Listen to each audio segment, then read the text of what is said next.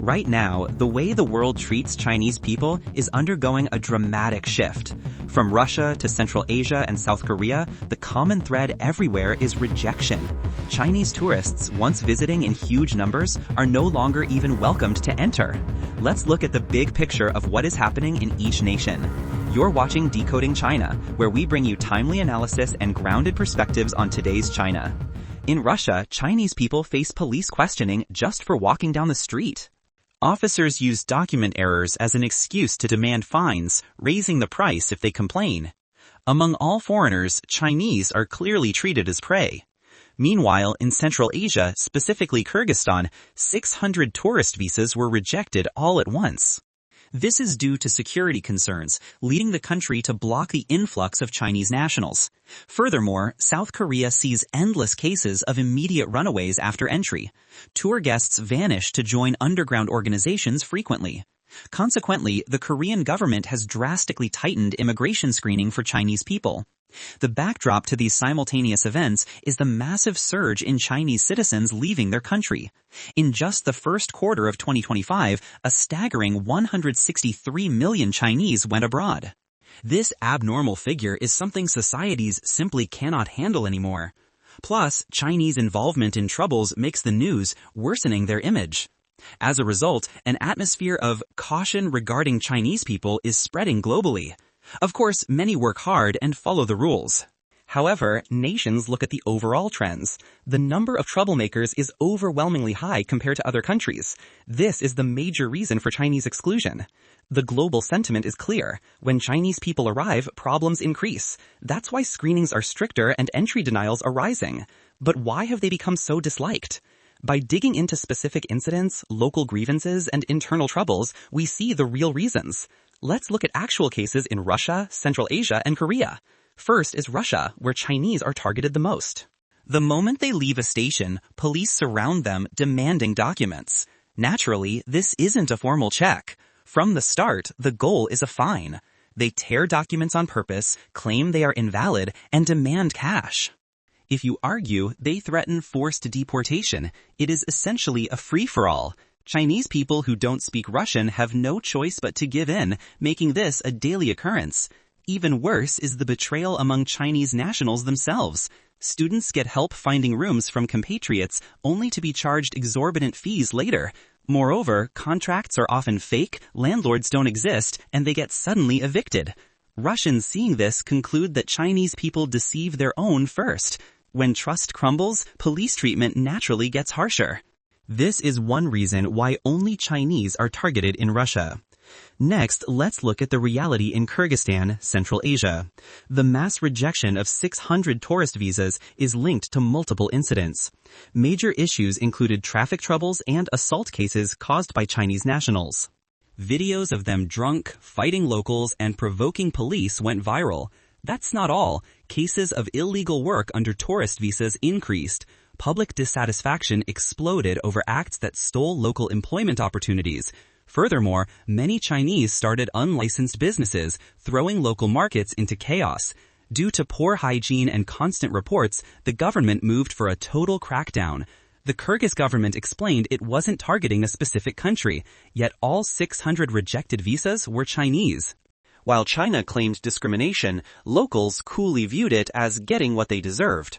Finally, let's deep dive into South Korea. In Korea, runaway tours involving Chinese nationals are becoming serious. They disappear right after entry, transported by underground groups to work illegally. The problem starts here. The ones facilitating these escapes are actually Chinese themselves. 他们所利中韩语 take agent fees 和佛制他们记入恶色的工作条件. Instead of helping, they sell out their own people. This shocked Korean society. Additionally, unlicensed taxis driven by Chinese are rampant. They target Chinese tourists at airports, ripping them off with double or triple the rates. Korea's taxi industry strongly criticizes that most damage comes from Chinese drivers.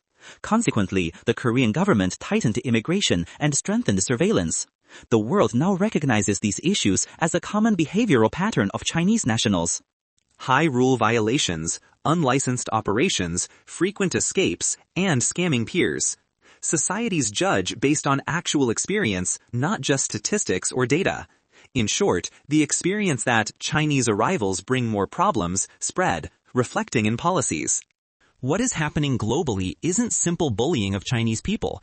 Nations are merely starting to defend themselves against a reality of repeated malicious behavior. This erodes the credibility of every individual Chinese person, rapidly worsening their treatment abroad. Finally, let's dig deep into the true reason why Chinese are being hated and cut off worldwide. It isn't just an accumulation of trouble. A fundamental issue exists: the collapse of national credibility. China's domestic economic collapse is directly hitting how they are treated overseas. Bankruptcies are rising, and the unemployment rate is monstrous.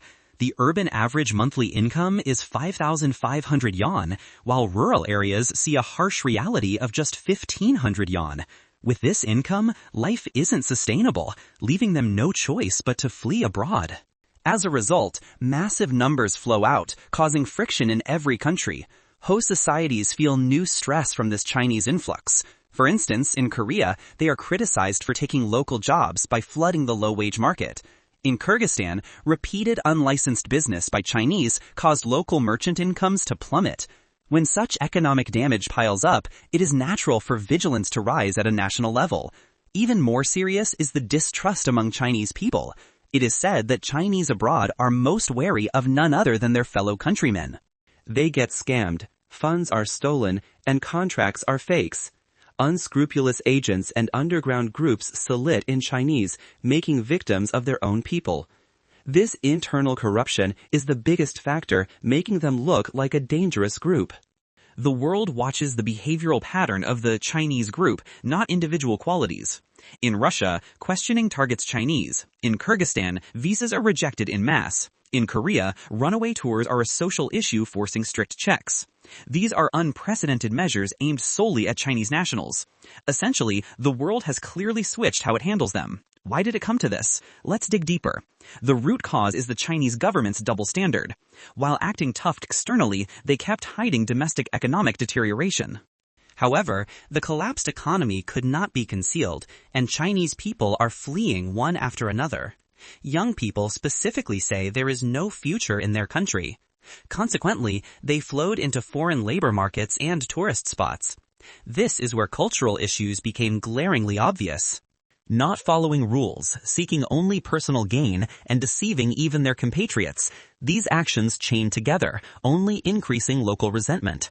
For example, rampant unlicensed Chinese taxis in Korea caused rip-offs, leading to warnings issued to Chinese tourists. In Kyrgyzstan, unhygienic Chinese stores sparked protests by residents. In Russia, tragic stories of students tricked by peers went viral, cementing the cold impression that Chinese don't protect Chinese. At this stage, the entire Chinese population is recognized as an entity that brings trouble. As a result, screenings tighten, monitoring increases, and entry denials rise. The biggest problem is that Chinese people lack the means to change this reality. Unless domestic wages rise, the outflow won't stop. Yet, the more they go abroad, the more their reputation crashes and treatment worsens. This is truly a vicious cycle with no exit. Furthermore, the Chinese government refuses to admit economic stalling, only clashing with the international community. Each time, the world judges China as a risk and distances itself.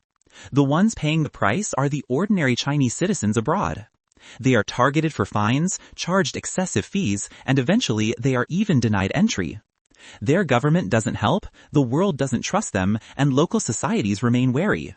This structure is the root cause driving Chinese people into the most disadvantaged position globally. The world has realized a fact. China is no longer a source of growth. Now, a China cut is proceeding silently but surely. The nation that once called itself the center of the world is being shunned. Changing this reality requires economic reconstruction and restoring trust, neither of which seems likely soon. For the time being, the treatment of Chinese nationals abroad will likely become even more severe. This is the cruel reality that fidelization conveys today.